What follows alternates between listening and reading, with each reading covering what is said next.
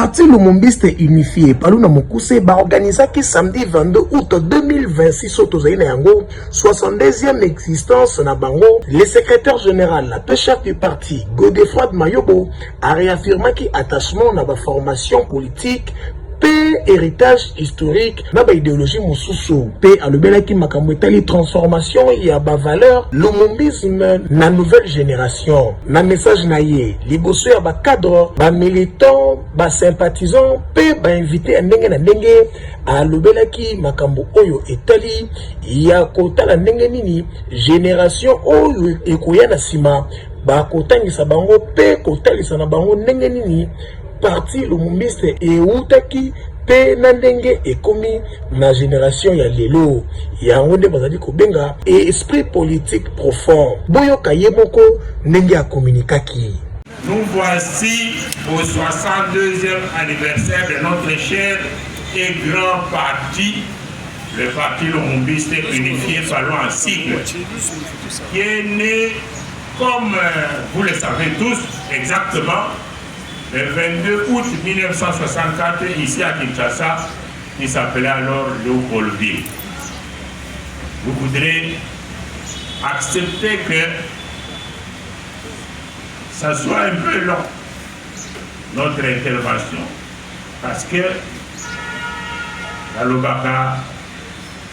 Après mon aïe ya circonstance na anniversaire ou ya 62 ans, ba intervention et salamaki ya ndenge na ndenge, notamment ya ministre ya communication pe porte-parole ya gouvernement, excellence Patrick Mouya ya Katemwe, oyo azalaki wana pe alobaki boye. Congo eze loko bakoko batike la biso. Congo ndenge nazaki kolimbolawa.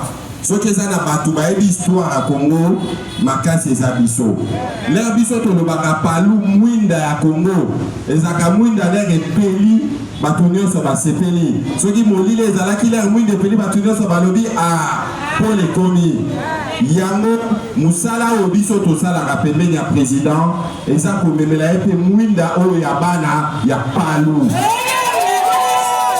Nangambo Naye, le secrétaire permanent pe porte-parole ya parti Lumumbiste Unifié Paluna Mukuse a talis akiete ba cérémonie oyo esuki kaka na fête ya anniversaire te tope na cérémonie oyo te kasi bazali kolengela milulu moko ya minene po na ko mettre clair na ba makambu ya ndenge na ndenge. Merci beaucoup. 62 ans ndenge tolobi mwana oyo 62 ans bomoni ba papa oyo ba telemisi wana aza mukolo donc akoli Palou pe a kokisi 62 ans à Koli.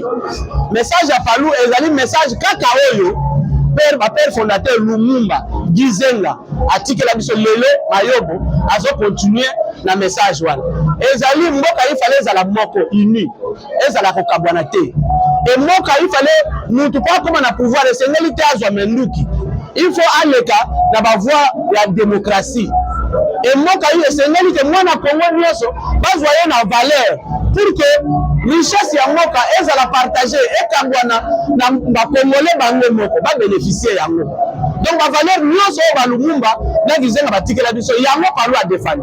C'est pourquoi c'est en principe le kola yé aza parti le seul d'ailleurs et aza kala makasi et c'est même ba nyonso ba Congolais nyonso ba kota na Palou bazala ba militaire Palou parce que yango ne parti oyo ezo défendre ba valeur ya mboka na biso pona Congo na biso ekene liboso.